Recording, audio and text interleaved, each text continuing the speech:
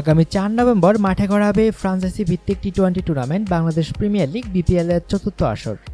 আসন্ন এই আসরে প্রায় সবকিছুই চূড়ান্ত করে ফেলেছে বিপিএল গভর্নিং কাউন্সিল। এবারের আসরে যুক্ত হয়েছে নতুন দুটি ফ্রাঞ্চাইজি, জ্যামকন গ্রুপ ও ম্যাঙ্গো এন্টারটেইনমেন্ট। জ্যামকন গ্রুপ খুলনার ও ম্যাঙ্গো এন্টারটেইনমেন্ট রাজশাহীর প্রতিনিধিত্ব করবে।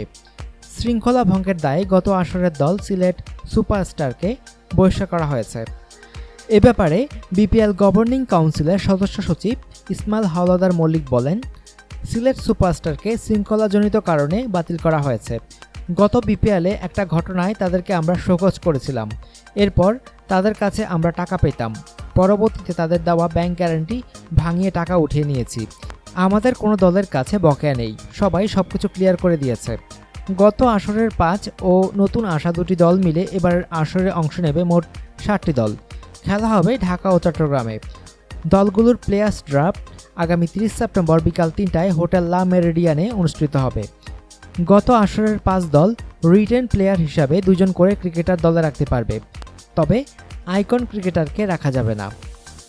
অনুগ্রহপূর্বক সংবাদটি শেয়ার করুন এবং খেলাধুলার সর্বশেষ খবর জানতে স্পোর্টস লাইট সাবস্ক্রাইব করে রাখুন। ধন্যবাদ।